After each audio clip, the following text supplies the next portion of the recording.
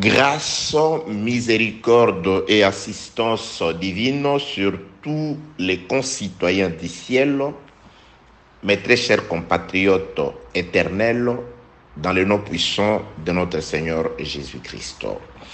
Dès Samuel, chapitre 11, je commence au premier verset, il est écrit: l'année suivante, au temps où le roi se met en campagne, David envoya Joab avec ses serviteurs et tout Israël pour détruire les fils d'Ammon et pour assiéger Rabat. Mais David resta à Jérusalem. Un soir, David s'éleva de sa couche et comme il se promenait sur le toit de la maison royale, il aperçut de là une femme qui se baignait et qui était très belle de figure. David fit demander qui était cette femme et on lui dit: n'est-ce pas Bathsheba, fille d'Éliam, femme d'Uri les Héthiens? Et David envoya des gens pour la chercher. Elle vint vers lui et il coucha avec elle. Après s'être purifiée de sa souillure, elle retourna dans sa maison. Cette femme devint enceinte et elle fit dire à David: je suis enceinte. Parole du Seigneur. Bien-aimés dans le Seigneur, une fois de plus, je m'en vais renouveler pour vous le désir, le vœu le plus ardent de mon cœur, et que Dieu vous assiste, et que Dieu vous console, et que la lumière éternelle puisse vous accompagner, qu'au nom de Jésus-Christ, que tout ce qui dérange votre vie puisse cesser ses activités, que tout ce qui vous accable puisse s'éloigner de vous au nom de Jésus-Christ. La parole à laquelle nous avons cru, cet évangile du salut, la parole de la vérité, elle comporte, dit le frère Paul, quand il l'indique comme étant la piété, elle comporte des promesses doubles pour les temps actuels, les temps présents, et aussi pour le siècle à venir. Le siècle à venir, c'est ce repos éternel, et dans les temps présents, l'assistance dans nos besoins, les secours de l'Éternel dans nos besoins. Qui sauva Bathsheba de la mort? Audio numéro 2. Avant d'arriver dans la condamnation de Bathsheba, nous parlons d'abord du salut de Bathsheba, aussi de la mort, dans un angle que vous allez comprendre. Qui sauva Bathsheba de la mort? Parce que Bathsheba doit être sauvée de la mort de deux façons. La première façon, c'est celle que nous allons étudier aujourd'hui, si telle est aussi la volonté de l'Éternel Dieu Tout-Puissant, le seul qui sait la nourriture prévue et la nourriture préparée pour votre salut aujourd'hui. Effectivement, je viens avec les passages des Écritures, mais j'aime me laisser conduire par le Saint-Esprit, parce que il m'arrive d'apprendre aussi quand Dieu nous parle par moi. Oui, il m'arrive de dire des choses que je n'ai pas préparées au préalable. Il m'arrive de répéter les choses pour lesquelles, après la prédication, je m'assois et je me dis, là, c'est Dieu qui m'a parlé à moi par moi-même. Oui, Dieu me parle par moi-même. Dieu m'instruit par moi-même. Et je pense que je suis d'ailleurs persuadé que Dieu vous instruit aussi par le vase sans importance que nous sommes. Je bénis le Seigneur pour votre intérêt pour la parole de Dieu. Je glorifie Dieu qui fait que la parole vous touche ou que vous réagissez par rapport à elle. Qui est Bathsheba? C'est la première question que nous allons nous poser aujourd'hui. Cette Bathsheba qui a été vue par le roi à partir du haut de son toit. Qui est cette Bathsheba qui était l'épouse, qui était mariée à un certain Uri, les Héthiens? Nous allons d'abord parler du mari de Bathsheba, Uri, le Héthien. Les Écritures rapportent 2 Samuel chapitre 11, suivez-moi très bien. Aujourd'hui, je pense que nous allons, selon ce que je préparais, faire la lecture pour déterminer d'abord les généalogies, les appartenances tribales ou familiales, ethniques, c'était très important en Israël, de ces deux individus. David, nous savons qu'il était de la tribu de Juda. Et nous allons tenter de découvrir les appartenances tribales ou ethniques ou familiales de Bathsheba, cette femme qui a fait pécher David, et de Uri, cet innocent qui a été son défunt.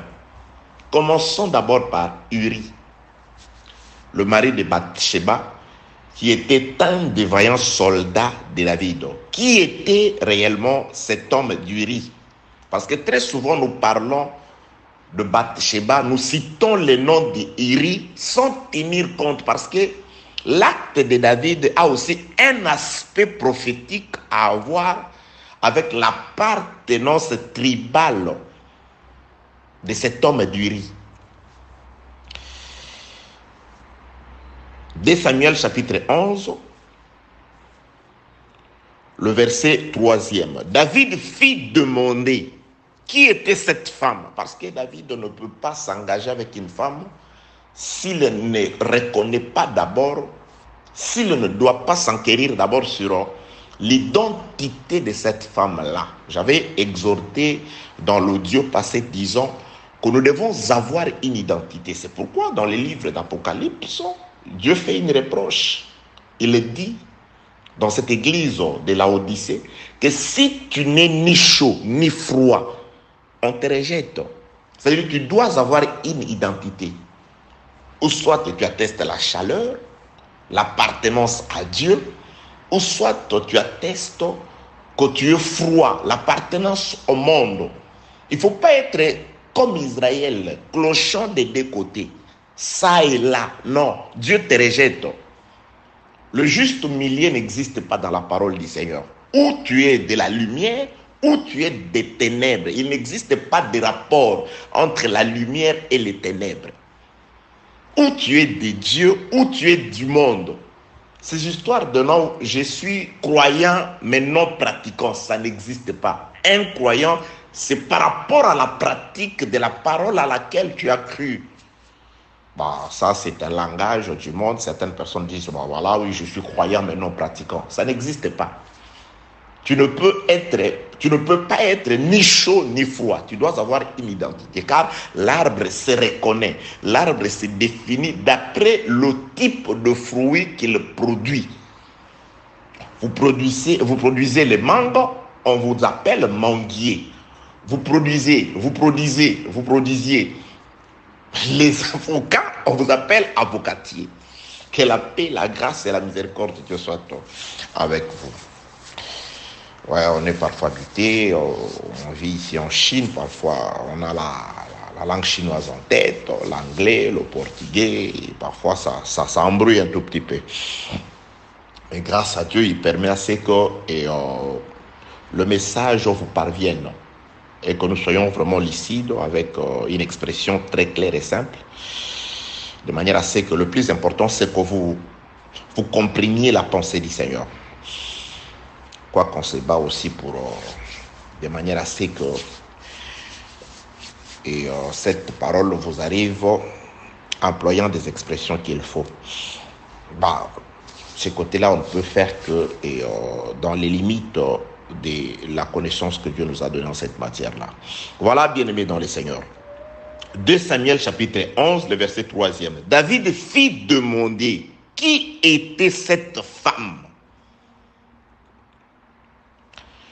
On lui dit, n'est-ce pas Bathsheba, fils d'Eliam, femme d'Uri, les Essiens? Commençons d'abord par la généalogie de Uri. C'est clair, la Bible, partout où la Bible parle de cet homme d'Uri, on dit souvent qu'il est Uri le Essien, c'est-à-dire un Essien, c'est celui qui est un descendant de Heth. Sa tribu, son peuple, son grand-parent s'appelait Heth. Ça se trouve dans les Écritures. Qui sont les Essiens? Genèse chapitre 10e. Laissez-moi chercher. Genèse chapitre 10e. Je suis dans le livre de la Genèse, chapitre 10e. Canaan engendra Sidon, son premier-né, et Heth. Heth, le grand-parent d'Uri, était un des fils de Canaan. Canaan qui était à son tour un des petits-fils de Noé. C'est-à-dire Canaan était le fils de Cham. C'est Cham que nous connaissons tous a été maudit par son père. Et Noé, après qu'il ait fait l'acte de pouvoir aller annoncer à l'extérieur ce qu'il avait vu. Je ne suis pas aujourd'hui dans l'angle Canaan, Christ, non. Canaan, c'est celui qui a été maudit à cause de l'action de son père Cham. Donc, être déjà le grand-parent d'Uri, il venait de Canaan. Que la paix, la grâce et la miséricorde de Dieu soient avec vous. En lisant dans les Saintes Écritures, nous allons nous rendre compte que les territoires de Canaan, ce territoire que Dieu avait promis à David de posséder, était aussi habité parmi les Cananéens, il y avait aussi des Étiens. Des Essiens, c'est-à-dire Uri n'était pas un des fils d'Israël, c'était un étranger, c'est-à-dire il appartenait au peuple propriétaire, ceux qui habitaient le territoire de Canaan avant l'arrivée des enfants d'Israël. Je vous donne une autre preuve. Le champ de Macpéla a été acheté par Abraham au fils de Heth. Abraham a dû débourser l'argent, leur donner, afin d'acheter cette caverne-là, où il a enterré sa femme. Par la suite, il fait lui enterrer Isaac et Jacob, ainsi que Rebecca et Léa. Le champ de Macpéla a été acheté au fils de Heth, c'est-à-dire c'était des propriétaires, c'est des étrangers. Ils ne faisaient pas partie des enfants d'Israël. Que la paix, la grâce et la miséricorde de Dieu soient avec vous. Lorsque Israël est arrivé à Canaan, l'ordre était donné par l'Éternel qu'Israël devait exterminer tous ceux qui habitaient les territoires de Canaan, de peur que ceux derniers ne deviennent des obstacles ou qu'ils ne puissent les inciter à aller vers d'autres dieux. Mais Israël, dans sa conquête, il n'a pas pu exterminer tous ceux qu'il a trouvés sur le territoire de Canaan. Entre autres, les Essiens, quelques Jubésiens, quelques-uns des habitants, des païens, sont restés sur le territoire d'Israël. Donc Israël a cohabité avec ces gens-là jusqu'à ce jour, disent les Écritures. Entre autres, un certain Uri. Donc Uri, ce n'est pas un Israélite, c'est un étranger par rapport aux Israélites. Il était l'un de ceux que le peuple d'Israël ont trouvé, ou ses ascendants, ses grands-parents, ses ancêtres. C'est le propriétaire de la terre du pays de Canaan, parce que nous avons vu qu'il appartenait, il était un des petits-fils de Canaan, c'est-à-dire le territoire de Canaan que Dieu a donné à Israël appartenait à la famille, aussi à la famille d'Uri. Que la paix, la grâce et la miséricorde de Dieu soient avec vous. Nous sommes dans un enseignement. C'est pourquoi j'ai dit aujourd'hui, je parle de généalogie, j'ai fait beaucoup de détours. Ce que je suis en train de dire, tu pouvais aussi facilement le trouver en faisant des recherches. Même à la manière des hommes dans les Écritures, tu vas trouver ça. C'est facile à comprendre. Nous allons comprendre aussi une des raisons prophétiques de l'acte de David. Pourquoi s'en prend-il? Pourquoi va-t-il chercher la femme d'Uri? Dans un angle prophétique. N'oubliez pas que Deutéronome 22 condamne l'acte de David, le fait qu'il couche avec une femme mariée. Ça, c'est là où nous allons atterrir. Parce qu'il faut comprendre qui sauva David de la mort par rapport à cette loi-là. Mais nous sommes aussi, ou nous sommes d'abord dans un aspect prophétique, où nous considérons David comme Christ qui se réveille. Le soir, il monte sur le toit, il voit une femme de loin. Et quand il voit cette femme, il envoie ses serviteurs pour aller chercher cette femme-là. On ramène cette femme-là vers elle.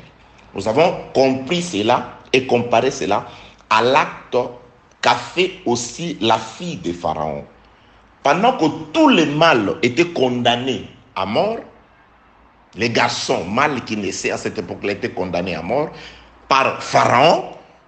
Une fille sort de la maison de Pharaon, elle descend, elle va se promener sur le fleuve de la mort, et quand elle se promène sur le fleuve de la mort, c'est-à-dire elle va participer à la mort, quand elle va se promener sur le fleuve de la mort, la fille de Pharaon verra une caisse, et elle enverra ses disciples ou ses servantes pour aller chercher la caisse. Les servantes s'en vont chercher la caisse et ramènent la caisse à la fille de Pharaon qui va ouvrir la caisse et faire trouver grâce à l'enfant qui y était. Que la paix, la grâce et la miséricorde de Dieu soient avec vous. C'est l'œuvre de la croix Jésus-Christ qui le soir est élevé à la gloire par la mort à la croix. Comme il a été dit, lui-même a déclaré dans le livre de Jean, que lorsque le Fils de l'homme sera élevé, il attirera tous les hommes, tous sans exception, tous les hommes vers lui. Quand on dit tous les hommes, pas les animaux. Parce que dans les jardins, Dieu a fait l'homme, il a fait aussi les animaux. Et nous sommes là, parmi les hommes, il y a aussi des animaux. Mais ceux qui sont attirés par l'œuvre de l'élévation du Fils de l'homme, de Jésus-Christ, ce sont les hommes. Ceux qui ont l'esprit de l'homme, Jésus, voici l'homme, l'homme véritable, qui a l'esprit spirituel, l'esprit de Dieu. Que la paix, la grâce et la miséricorde de Dieu soient avec vous. Donc cet acte de David, d'abord dans un aspect prophétique, ça parle de Jésus-Christ, lequel le soir, il est monté à la croix, il doit attirer Bathsheba vers lui. C'est ça la fille de Pharaon, qui vient participer au fleuve de la mort, parce que dans ce fleuve-là gisait le corps de plusieurs bébés, parce que le roi avait ordonné, on jettera au fleuve, dans le fleuve, tout mâle qui naîtra parmi les Hébreux. Le roi plutôt avait indiqué et la sentence pour les mâles et l'endroit de leur exécution. L'ordre du roi était précis. Prenez et jetez dans le fleuve tout mâle qui naîtra parmi les Hébreux. Donc les soldats égyptiens qui obtempéraient ou qui obéissaient aux lois de Pharaon, lorsqu'ils se saisissaient d'un enfant, c'est dans le fleuve qu'ils allaient tuer cet enfant-là. C'est pourquoi la Bible déclare qui tue par le paix périra par le paix. Pharaon a tué par le paix, il a tué par l'eau, il périra lui-même par l'eau. Que la paix, la grâce et la miséricorde de Dieu soient avec vous. Oui, c'est pourquoi ce que Pharaon avait utilisé pour tuer le mâle, les enfants mâles hébreux, c'est la même arme qui tuera Pharaon. Il périra par l'eau. Il a utilisé l'eau pour tuer, il périra par l'eau. Que la paix, la grâce et la miséricorde de Dieu soient avec vous. Donc, la fille de Pharaon qui quitte le trône chez son père, il descend. C'est ça Jésus-Christ qui va accepter d'être crucifié à cause de sa faiblesse. C'est-à-dire, il vient comme une femme. C'est à cause de la faiblesse il va se faire faible pour qu'il soit crucifié. Et il se promène sur les fleuves de la mort. C'est-à-dire, il doit participer à la mort, car c'est par la mort que Jésus-Christ nous a aussi sauvés de la mort. Et quand il vient participant à la mort par l'œuvre de la croix, c'est alors qu'il envoie son Saint-Esprit à ses disciples pour qu'ils aillent. Ses servantes vont chercher la caisse. Nous ne faisons que vous ramener à celui qui vous a vu. Parce que c'était la fille du pharaon qui avait vu la caisse. C'était David qui avait vu Bathsheba. Les serviteurs, toutes les Écritures ne résument qu'à une seule parole.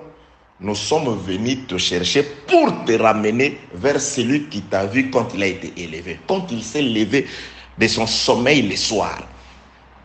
Bien aimé, dans tout ce que je vous dis, dans tout ce qu'on nous dit, le message essentiel, le résumé de tout, c'est que nous sommes venus vous chercher pour vous ramener à votre époux, à Christ, à la fille de Pharaon. Car celui ou celle qui peut vous faire trouver grâce face à cette loi de condamnation, la mort, ce n'est que celle qui est sortie de celui qui a donné la loi, la fille de Pharaon. Que la paix, la grâce et la miséricorde de Dieu soient avec vous. Donc nous sommes d'abord dans cet aspect-là. David comme Christ, qui voit du haut de son toit une femme et il va envoyer ses serviteurs pour la chercher. Mais il se passe que cette femme-là, elle est occupée, elle est mariée, elle est liée à un homme. Et cet homme s'appelle Uri. Et la Bible déclare que Uri, virgule, les Étiens, ou Étiens, je ne sais pas comment ça s'appelle vraiment, comment on le prononce vraiment. Et c'est pourquoi nous sommes en train de pouvoir comprendre la généalogie de cet Uri, celui à qui on a ravi la femme et il était obligé, condamné à mort. Je suis dans un aspect prophétique d'abord. N'oubliez pas que cet acte que David commet avec Uri, c'est un acte doctrinalement parlant qui mérite la mort, d'après Deutéronome chapitre 22. Qui couche avec la femme de son prochain, le deux, et l'homme et la femme seront mis à mort. Ça, c'est la loi. Donc, cet acte, doctrinalement, l'acte que David est en train, ou David et Bathsheba sont en train de commettre, mérite la mort. Mais pourquoi ne sont-ils pas morts? Avant d'en arriver là, nous sommes en train d'exploiter tous les aspects. Et vous allez comprendre pourquoi ne sont-ils pas morts. Pourquoi la loi ne s'est-elle pas appliquée sur David et sur Bathsheba d'après ce qui est écrit dans le livre de Deutéronome chapitre 22? Vous allez comprendre qu'aucune loi n'a été enfreinte. En réalité, la loi a été appliquée. Que la paix, la grâce et la miséricorde de Dieu soient avec vous. J'étais tantôt en train de dire que Uri, le mari de Bathsheba, en guerre, en déplacement, cette Bathsheba que David a vue, pour laquelle il a envoyé, il a dépêché ses serviteurs. Les serviteurs sont allés vers comme Bathsheba. Bathsheba a été ramenée vers David. Et David coucha avec Bathsheba et celle-ci se retrouva enceinte. Là, on se limite d'abord là-bas. Nous parlons d'Uri. Qui est Uri? Les Écritures disent Uri le Hétien. Il est de Heth. Il est un des fils de Heth. Qui est Heth? Heth est un des fils de Canaan. Qui est Canaan? Canaan est un des fils de Cham. Qui est Cham? C'est un des fils de Noé, mais qui a été maudit. Pour qui Dieu Noé s'est mis en colère. Il a maudit plutôt Canaan, le père de Heth, qui est un des grands-parents, qui est les grands-parents plutôt de cet homme d'Uri. De ces Heth sont sortis les Essiens. Les Essiens font partie de cette tribu qui occupait les territoires de Canaan. Donc quand on parle de Canaan, on voit aussi les Étiens. Ces Étiens ou ces Essiens. Et Dieu avait donné l'ordre qu'on devait les exterminer tous par des craintes qu'ils puissent séduire les enfants d'Israël dans l'idolâtrie. Parce qu'eux ne connaissaient pas Dieu, c'était des idolâtres. Donc, d'origine, Uri appartient à un peuple idolâtre. Je donne encore un autre exemple, une autre preuve. C'est auprès du fils de Heth que l'homme Abraham s'est agenouillé pour leur donner l'argent afin qu'ils puissent lui vendre les domaines sépulcrales de Macpéla où il a enterré son épouse. Lui-même fit enterrer là-bas, ainsi que Abraham, Isaac, Jacob, ainsi que leurs conjointes. Qu'est-ce que Dieu avait dit concernant les Étiens? Premièrement, Dieu a dit dans le livre de Josué, comme vous, les Israélites, vous n'avez pas pu chasser ces nations pour lesquelles je vous avais donné l'ordre de pouvoir les exterminer. Comme vous ne les avez pas exterminés, voici, ils habiteront au milieu de vous. Mais ils seront des pièges et des épines contre vous, premièrement. Et deuxièmement, Dieu donna l'ordre. Je voudrais prendre Esdras. Esdras répète l'ordre de Dieu en ce qui concerne, parce que les fils de Heth, ils ont habité au milieu des Israélites. Mais ce n'était pas au départ des Israélites, donc c'était des étrangers. C'est pourquoi Uri garde et son nom et son origine. On dit toujours Uri, les Étiens. Bien aimé, Dieu a fait chaque chose avec but. Ce n'est pas en vain. Quand on parle de Uri, les Étiens, c'est afin que vous compreniez ce que je suis en train de vous dire aujourd'hui. Ce que l'Esprit du Seigneur est en train de vous dire aujourd'hui. Car cette parole a été préparée pour vous. Je nous ai toujours dit, Dieu ne peut pas t'envoyer un message s'il veut te sauver et ne permettra pas que tu le saisisses. Non, si Dieu veut te sauver, il t'envoie la parole. Et cette parole-là, Dieu te l'envoie de manière claire et distincte afin que tu la comprennes. Car le salut réside dans la compréhension. Tu dois comprendre la parole du Seigneur. Voyons ce que dit les Saintes Écritures par le Saint-Esprit par le frère Esdras. Je suis dans le livre d'Esdras. C'est bon, allez chercher Esdras au chapitre 9e. Je peux commencer au 10e verset. Dans la prière d'Esdras, qu'est-ce qu'il dit? Maintenant, que dirons-nous après cela? Ô notre Dieu, car nous avons abandonné tes commandements, que tu nous as prescrits par tes serviteurs les prophètes, en disant, les pays dans lesquels vous entrez pour les posséder est un pays souillé par les impuretés de peuples de ces contrées, par les abominations dont ils l'ont rempli, d'un bout à l'autre avec leurs impuretés. Ne donnez donc pas vos filles à leurs fils, et ne prenez point leurs filles pour vos filles. N'ayez jamais souci ni de leur prospérité, ni de leur bien-être. Ainsi vous deviendrez forts. Vous mangerez le meilleur produit du pays et vous le laisserez pour héritage, pour toujours en héritage à vos fils. Je répète le verset 12e. Ne donnez donc point vos filles à leurs fils. Pourquoi? Le pays dans lequel vous entrez pour le posséder est un pays souillé par les impuretés des peuples et de ses contrées, par les abominations dont ils l'ont rempli d'un bout à l'autre avec leur impureté. Ne donnez donc point Bathsheba à Uri. Ok. Que la paix, la grâce et la miséricorde de Dieu soient avec vous.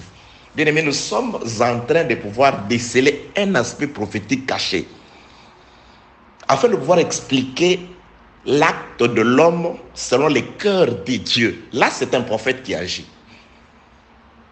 L'homme David a péché. Mais le prophète David a accompli un acte prophétique que vous allez comprendre, que nous allons comprendre. Uri les Hétiens, les Hétiens sont la descendance de Canaan. Canaan sont le vrai propriétaire de la terre que Dieu avait promis de confisquer, de leur confisquer et de remettre à Israël. Et Dieu a donné l'ordre aux Israélites d'en finir avec tous ces gens-là. Les Israélites n'ont pas été capables de pouvoir les exterminer tous. Il y a eu quelques survivants, entre autres les ancêtres d'Uri. Mais Dieu donne quand même l'ordre, il dit, vous allez habiter avec ce peuple-là, comme vous ne les avez pas chassés tous, mais voici les ordres que je vous donne. Le mariage ne peut pas se faire entre vous et eux, parce qu'ils sont impurs, et vous, vous êtes purs par la loi. Donc déjà, Uri, le Hétien, selon les commandements de Dieu, il ne peut pas épouser une Israélite, parce que c'est un étranger. Dieu l'a répété à maintes reprises. Vous ne prendrez pas de leurs filles et vous ne donnerez pas non plus, je ne sais pas, vos fils en mariage à leurs filles, ni vous ne prenez ni leurs hommes à vos filles. C'était interdit. Du temps de Néhémie même, on a repudié les enfants qui étaient nés des étrangers. Plus grave encore, ils ne parlaient même pas les langues juives. Ils ne parlaient que l'asdonien et toutes ces langues étrangères. Je ne suis pas là pour exhorter. Aujourd'hui, j'avais dit, je vais expliquer les généalogies. Comme nous sommes dans un enseignement, dans la suite, j'expliquerai encore beaucoup de choses.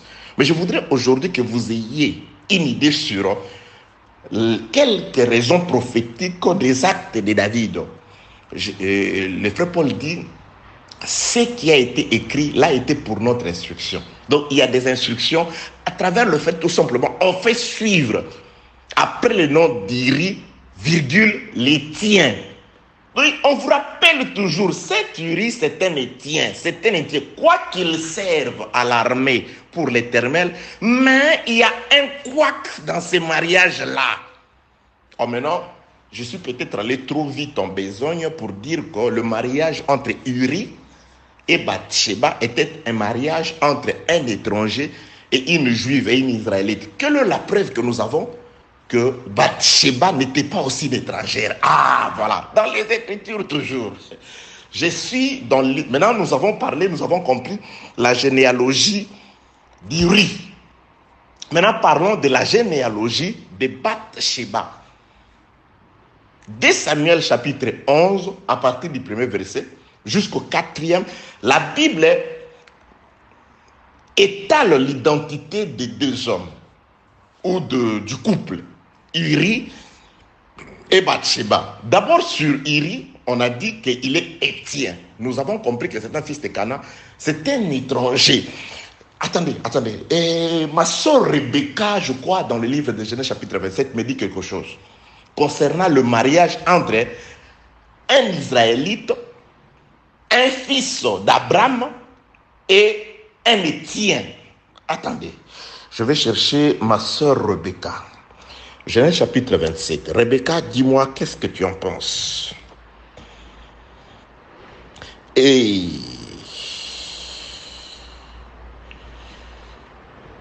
ok, je prends Genèse chapitre 27, le verset 46e. Voilà. Rebecca dit à Isaac, je suis dégoûté de la vie à cause des filles de Heth. Si Jacob prend une femme comme celle-ci parmi les filles de Heth, c'est-à-dire parmi les Hétiens, parmi les filles du pays, à quoi me sert la vie? Donc, vaut mieux mourir que d'assister à un mariage entre un Essien ou une Essienne et un Israélite et un enfant d'Abraham. Ce mariage a tellement déplu à Isaac que le fait qu'Isaac avait vu son premier fils Ésaü aller épouser une Étienne. Ah, Ésaü va se rappeler plus tard. Ah, il a compris que mon père n'est pas content parce que j'ai épousé une Essienne. C'est alors qu'il va aller chercher une fille d'Ismaël. Bien aimé, ce mariage-là, il est tellement prophétique, ces choses-là, qu'un jour, nous allons parler de ces choses, du mariage d'Ésaü. C'est terrible. Ésaü va chercher, après avoir épousé le fille cananéenne, ça déplut à son père, il va chercher une alternative dans la maison d'Abraham. Il y a des gens qui sont comme ça. Il va chercher, il dit, bon, je vais quand même à l'église, mais tu vas à Bima. Tu vas dans une église d'hommes. Lui, il dit, ah bon. Et ça, on s'est dit, papa n'est pas content parce que j'ai épousé une cananéenne. Bon, maintenant, je vais chercher dans sa maison. Il va dans la maison d'Abraham, mais il choisit du mauvais côté. Il va dans la maison d'Abraham, mais vers Ismaël, mais dans la maison d'Abraham. Il y a des gens qui vont à l'église, qui vont adorer, mais des mauvais côtés. Des mauvais côtés. Dans la maison d'Abraham, dans la maison des promesses, mais des mauvais côtés. Ésaü a tapé, il dit non. Pour faire plaisir à papa, je vais dans sa maison. Je vais choisir parmi ses enfants. Parmi l'église de Jésus-Christ, l'église de Christ, l'assemblée des saints. Mais le pasteur, c'est un Ismaélite. C'est un Ismaélite. Parce que les Ismaélites, regarde les Ismaélites. Joseph a été vendu aux Ismaélites. Et lorsque les Ismaélites ont récupéré Joseph, il dit, ok, tu vas voir ce que nous allons te faire. Ils ne pouvaient ramener Joseph que vers leur maman, vers Agar. Oui, en Égypte, parce que Agar était une Égyptienne. Agar, c'est la Jérusalem de la terre, c'est le monde, c'est les choses de la terre. Lorsque les Juifs ont vendu leurs frères, les frères de Jacob, de Joseph, ont vendu leurs frères aux Ismaélites, les Ismaélites récupèrent Joseph, ils le conduisent en Égypte. En Égypte, bien-aimé dans les Seigneurs. Il y a des gens qui vont chercher Dieu, mais ils tombent dans une église dite assemblée même des saints. Docteur, apôtre, prophète, je ne sais pas, évangéliste, pasteur des saints. Mais quand vous regardez, non, Ismaélite, il finit toujours par vous faire descendre vers sa maman, sa vraie mère en Égypte. Les choses de la terre, du monde, la cupidité, les souillis, les choses du monde sans importance. Ok, nous sommes dans l'identité ou la généalogie du mari de Bath-Sheba, Uri le Héthien. Jacob, plutôt Ésaü, a dégoûté son père par son mariage. Pourquoi? Parce qu'il s'est lié à une Étienne. C'est pourquoi Rebecca dit non, vaut mieux mourir que voir ce genre de mariage entre mon Jacob et une Étienne. Non, il faut qu'il aille loin.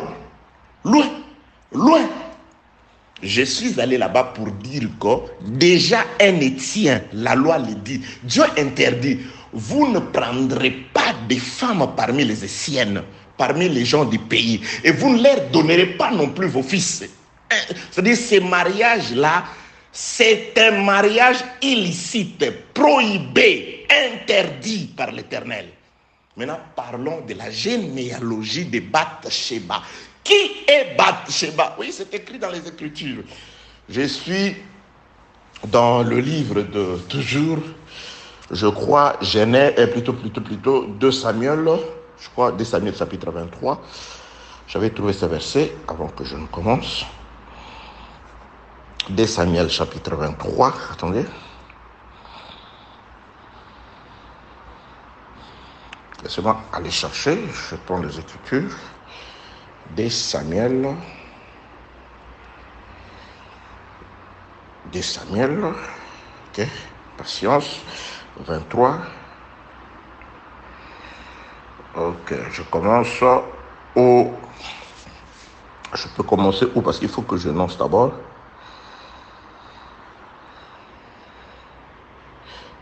Dès Samuel 23. Le verset 8e d'abord. J'énonce ce que nous allons dire par la suite. Dès Samuel 23, verset 8. Voici les noms des vaillants hommes qui étaient au service de David. Josheb, Boshebet, les Tachkémonites, l'un des principaux officiers, il brandit sa lance sur 800 hommes qu'il fit périr à une seule fois. Donc, c'est-à-dire, nous sommes dans la rubrique des vaillants soldats ou des vaillants hommes de David. Vous descendez pour prendre du temps jusqu'au 34e verset.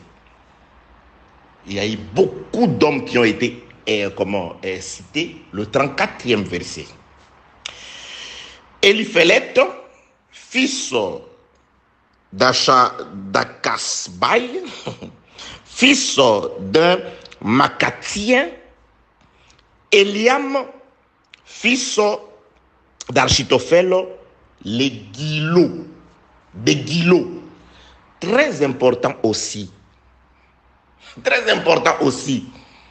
Nous avons parmi les vaillants soldats, suivez très bien, nous sommes dans la recherche ou à la recherche de la généalogie de Bath-Sheba, parce que nous avons déjà compris que Uri, c'est un étranger, c'est un des étrangers. Ben, cela ne donne pas doctrinalement le droit à David de prendre sa femme. Moi, je ne suis pas en train de pouvoir dédouaner l'acte. Doctrinalement, je ne suis pas en train de dédouaner l'acte de David. Attention. C'est pas parce que c'était un étranger que David avait le droit de prendre sa femme et de le faire tuer. Sinon, tu diras, non, je peux aller dehors chercher la femme d'un païen. Non, attention, c'est encore beaucoup plus grave aujourd'hui. Maintenant, nous parlons de Bath-Sheba. Parce que si Bath-Sheba était une païenne, donc il était évident, si elle était aussi de la même tribu, ou elle était aussi une Étienne, ou une étrangère comme Uri, il est normal, il était normal que Uri puisse la prendre pour femme, il n'y avait pas de souci. Mais si c'est une Israélite, c'est qu'il y a un couac déjà dans ce mariage-là, d'après Esdras chapitre 9 que nous venons de lire. Que la paix, la grâce et la miséricorde de Dieu soient avec vous. Maintenant, parlons de Bath-Sheba. Je suis d'abord, avant d'arriver dans 2 Samuel chapitre 23, 2 Samuel chapitre 11, la Bible parle du papa de Bath-Sheba. Son père, lorsque David s'est renseigné sur l'identité de Bath-Sheba, on lui a dit que n'est-ce pas Bath-Sheba, fille d'Eliam? Voilà, le papa de Bath-Sheba s'appelle Eliam. Qui est cet Eliam? Eliam, c'est un des soldats de David. Voilà. Donc, fille d'un soldat qui s'est marié aussi à un soldat. Eliam était un des soldats de David. Où est-ce que je lis ça? C'est dans le livre de 2 Samuel, chapitre 23. Vous commencez à partir du 8e verset, vous atterrissez au 34e verset. Eliphalet, là on parle des vaillants soldats, des vaillants hommes de David. Eliphalet, fils d'Akasbaï, fils d'un Macatien, Eliam, fils d'Architophel de Guilo. Eliam était fils d'un certain Architophel de Guilo. Je n'ai pas le temps de vous parler sur Architophel. Qui est Architophel? Architophel était l'un des principaux conseillers et de David d'abord, ensuite d'Absalom. La Bible déclare, cet Architophel-là, même du temps de David, ses conseils étaient considérés comme si c'était Dieu lui-même qui avait parlé. Il était très écouté par David, et aussi lorsque David a pris fuite devant Absalom, Absalom est resté, Architophel est venu se joindre, se faire passer pour conseiller d'Absalom. Il a d'ailleurs donné les bons conseils qui auraient pu tuer David. Mais cela a été contredit par un conseil qui a été donné à dessein pour distraire Absalom. C'est lui qui a donné les conseils selon lesquels il faut poursuivre David. Il doit être quelque part, et là, il est là, vraiment, il est fatigué, il faut le poursuivre, en finir avec lui, parce qu'aussi longtemps qu'il restera vivant, le cœur du peuple restera attaché à David. Il faut le poursuivre. Les sacrificateurs qui étaient là, non, on ne doit pas le poursuivre. Il a fait envoyer le message à David, faites ceci, écoutez ce que Achitophel a dit. Et David a maudit Achitophel et son conseil. Bref, je voulais dire que Achitophel, qui était le père d'Eliam, Eliam, le père de Bathsheba. Bathsheba était la petite fille d'Achitophel. Achitophel était de quelle tribu? Voilà les Écritures. Achitophel était de la tribu où son village s'appelait Gilo. Ou Guillon. Gilo. Gilo. On l'appelait parfois Achitophel les Gilonites.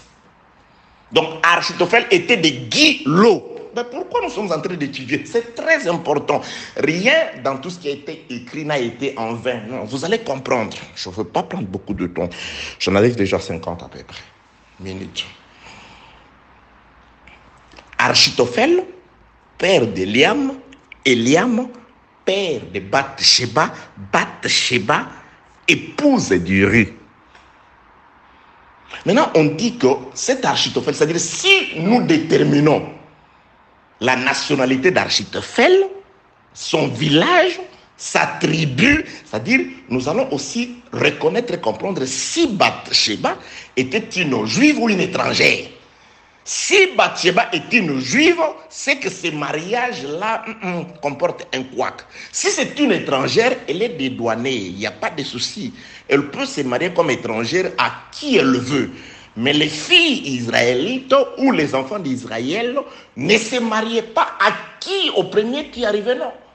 Dieu dit, vous ne donnerez pas, vous ne vous lierez pas par le mariage aux étrangers, aux Cananéites, aux Cananéennes, aux Éviens, aux Essiens, aux Gibéciens, à tous ces gens-là. Le mariage était interdit. Et nous avons déjà compris que Uri, c'était un Essien, un étranger. Selon la loi, les mariages entre Uri et une Israélite, une Juive, étaient interdits par Dieu. Et maintenant, parlons de la... Nous sommes en train de parler, d'étudier sur la généalogie de Bathsheba, cette femme d'Uri qui a été confisquée ou prise par David. Qui est Bathsheba? Fille d'Eliam. Qui est Eliam? Fille d'Achitophel. Qui est Achitophel? L'un des principaux conseillers et de David et d'Absalom.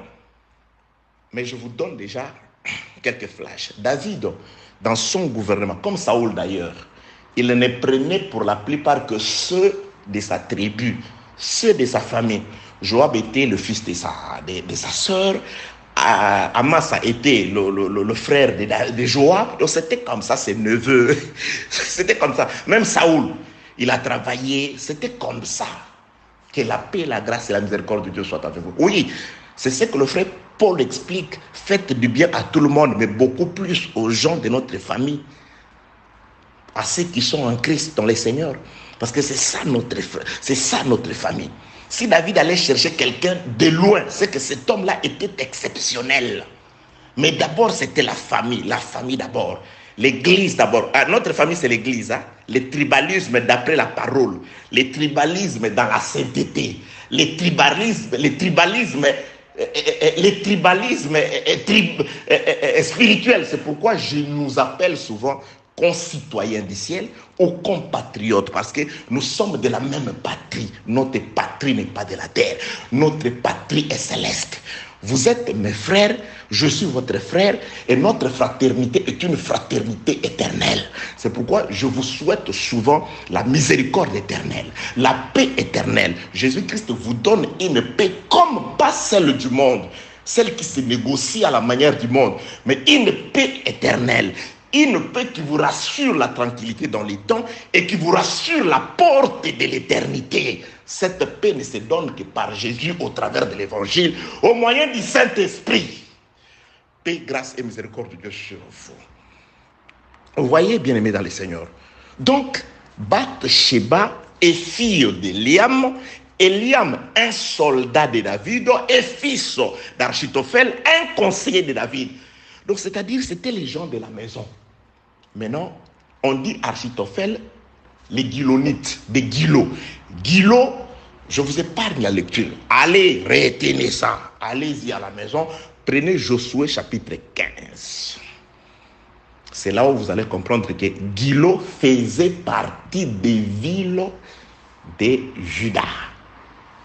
Donc, Achitophel, les Gilonites, Achitophel de Gilo était un Judéen, quelqu'un de la tribu, de la même tribu que David.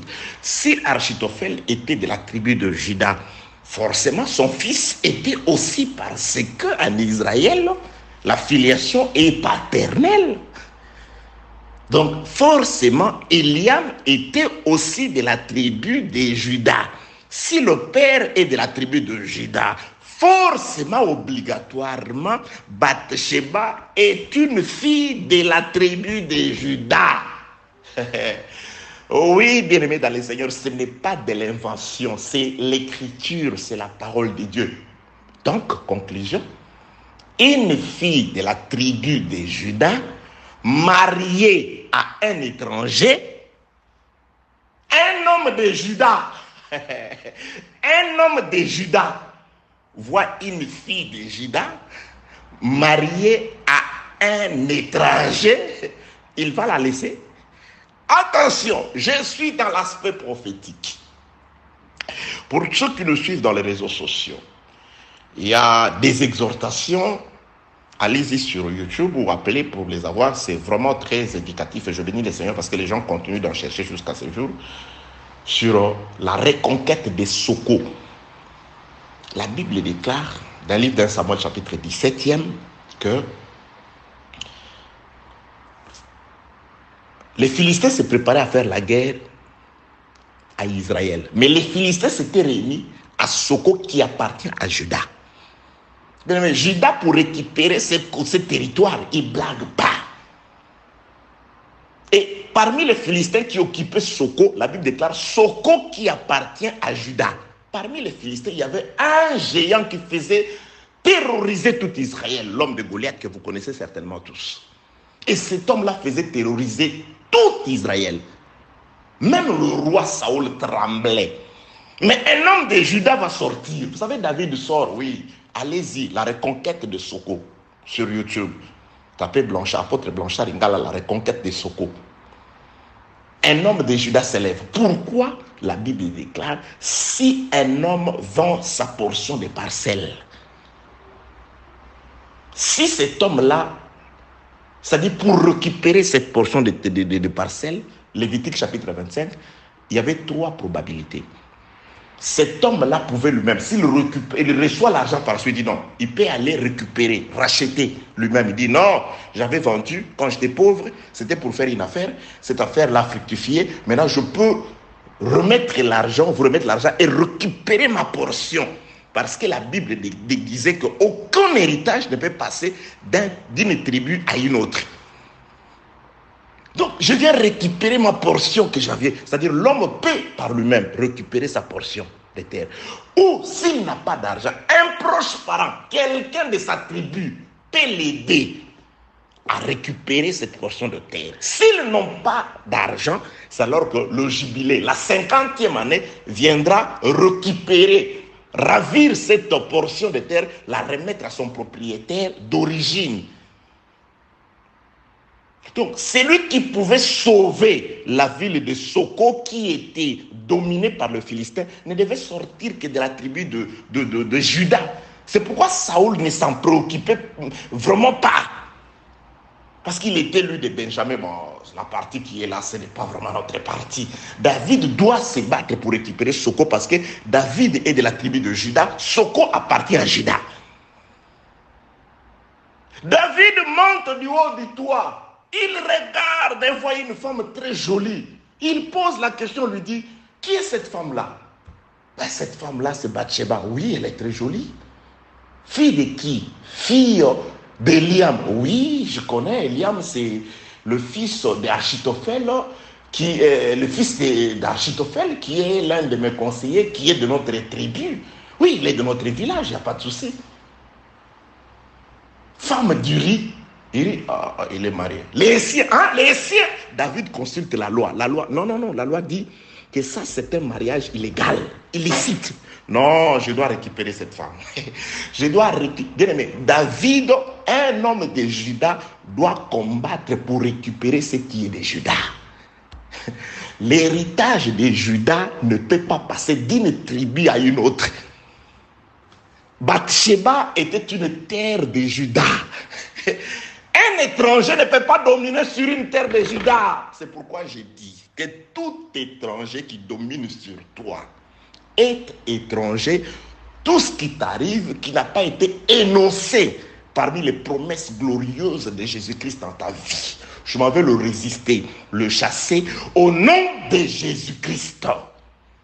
Iris est un étranger, il est de Heth, c'est un Éthien. Il ne peut pas dominer sur une terre de Juda.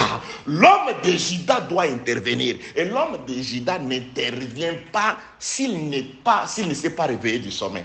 Et il se réveille du sommeil le soir, il monte sur le toit, il voit une fille de Juda captive. Quand il est monté sur le toit, il a vu Blanchard, un appelé. Il a vu Blanchard, un prédestiné. Il t'a vu, un prédestiné à la vie, en train d'être dominé par les esprits impurs, par un étranger, par un mari étranger. David ne laisse pas. Il doit te chercher. Il doit t'envoyer chercher. C'est pourquoi aujourd'hui, par l'évangile, laisse que Jésus-Christ te sorte d'entre les mains de tout ce qui est étranger qui domine sur toi. Au nom de Jésus-Christ, ta promesse, c'est la paix. Ta promesse, c'est la santé. Ta promesse, c'est la prospérité. Ta promesse, c'est la prospérité à tous égards. Ta promesse, c'est que tu dois travailler de mieux en mieux. Ta promesse, c'est qu'on te fera la guerre, mais ils ne te vaincront pas. Ça, c'est la promesse de Dieu sur toi. David doit sauver Bathsheba. Bien aimé, ces jours-là, si David n'avait pas sauvé Bathsheba, moi aussi, je ne serais pas sauvé. Parce que moi, je suis un héritier. Je suis un prédestiné. Je suis un élu.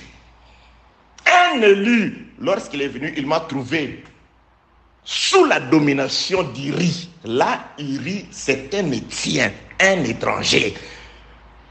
La loi interdit. Dieu ordonne que tu prospères. Dieu ordonne que tu sois dans l'abondance. Le bon berger est celui qui donne sa vie afin que ses brebis aient la vie. Et la vie en abondance. Laisse que la vie en abondance soit ton partage au nom de Jésus-Christ. Bien aimé, dans les Écritures, trop de cache-cache.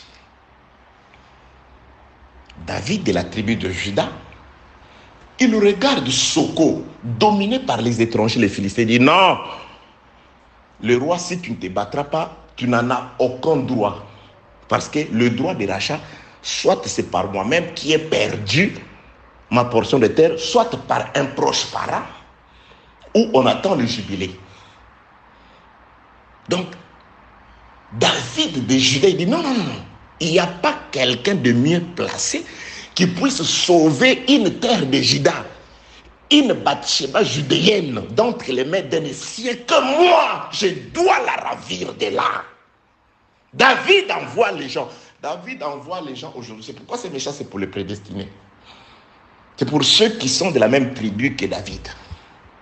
Pour ceux qui sont de la même famille que David. Pour les compatriotes de David. Pour les concitoyens de David. Ceux qui ont la même nationalité que David. Ceux qui sont de la même patrie que David. Voilà, bien-aimé dans le Seigneur, ce que tu dois retenir aujourd'hui est que l'angle prophétique, un des angles prophétiques du mariage de David est que David était de la tribu de Juda. Bathsheba était aussi de la tribu de Juda. Le mari de David, de Bathsheba, Uri, était un étranger. la Bible interdit le mariage entre une juive et un étranger. Donc, Bathsheba, c'est une terre qui se retrouvait sous la domination d'un étranger. David, il laisse pas ça. Il laisse pas ça. David, dans la peau de Moïse, il voit un Israélite en train d'être malmené par un Égyptien. Il va laisser ça. Non, non, non, non. Moi aussi, là, non. Non, non, non, non, non, non, non, non, non, non, non, il doit intervenir. Il doit intervenir. Il doit enterrer cette histoire d'Égyptien par terre. Il va enterrer cette histoire d'Égyptien, de la domination égyptienne par terre. Dieu avait commencé de les délivrer ce jour-là, parce qu'il a enterré cette histoire de la domination égyptienne sur les Hébreux à terre. Il va enterrer ça à terre. L'œuvre de la croix, il a enterré la domination égyptienne étrangère à terre.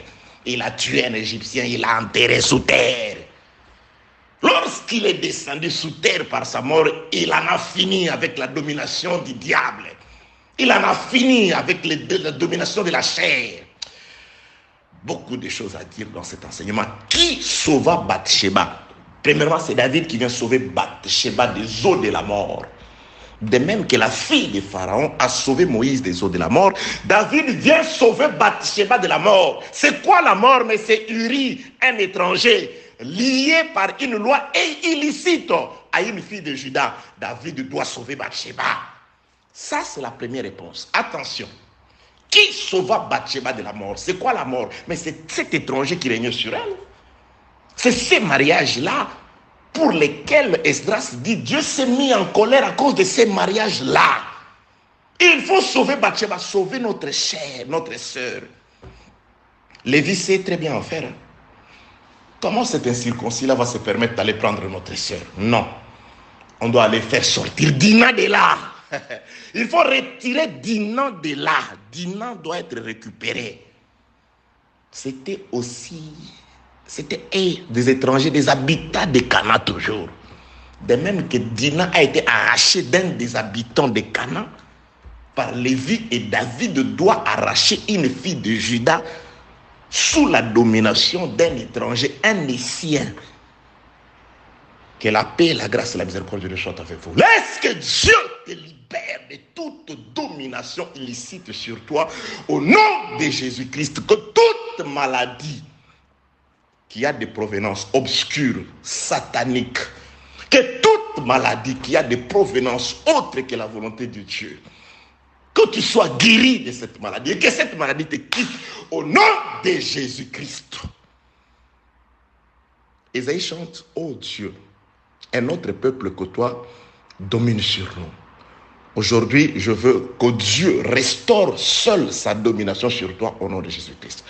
Que tout autre dominateur qui n'a pas été nommé par Dieu, qui essaie d'exercer son pouvoir sur toi, soit anéanti au nom de Jésus-Christ.